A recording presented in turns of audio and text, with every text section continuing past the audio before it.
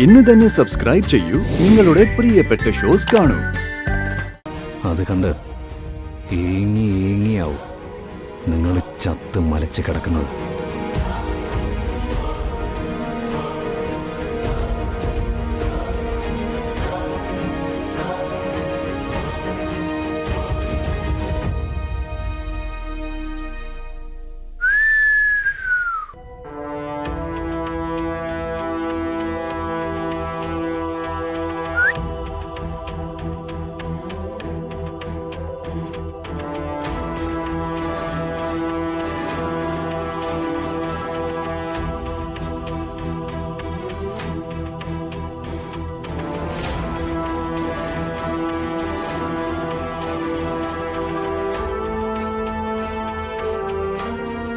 അമ്മേ, ഹരിയുടെ മനസ്സ് പോക്കിയായി. ഹരി എല്ലാം ഉൾക്കൊണ്ടു.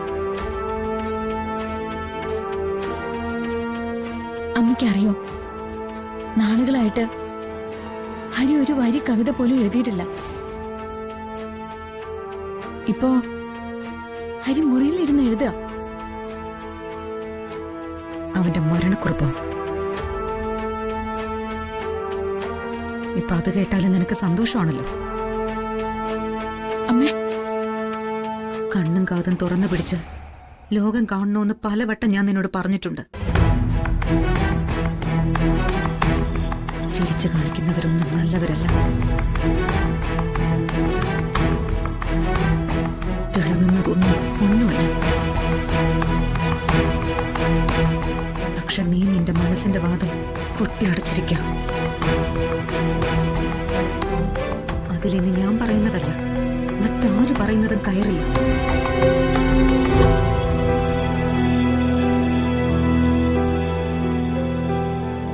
പക്ഷെ ഒന്ന് നീ ഓർത്തോ, ഇപ്പൊ നീ ഈ കാണിക്കുന്നതിന് നീ പശ്ചാത്തപിക്കുന്ന ഒരു കാലം വരും. അന്ന് നീ കരയും. ആ കരച്ചിലില് നിന്നെ സമാധാനിപ്പിക്കാൻ എനിക്ക് പോലും പറ്റിയെന്ന് വരില്ല.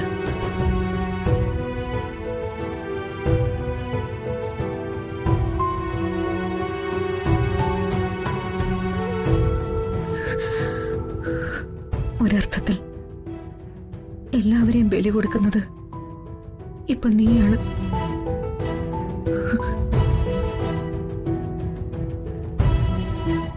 എല്ലാവരുടെയും സന്തോഷം തട്ടിപ്പറിക്കുന്നത് നീയാണ്.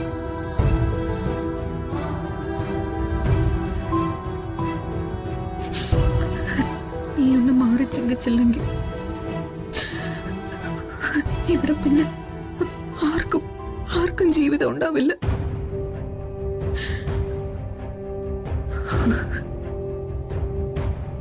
ഇവർക്കിതെന്താ? എന്ത് കാര്യം നടന്നാലും അതിനു മുകളിൽ അവരുടെ ഒരു തീരുമാനമുണ്ട്. എല്ലാം കുഴപ്പത്തിലാക്കുന്നത് ഇവരൊറ്റ ഒരുത്യം.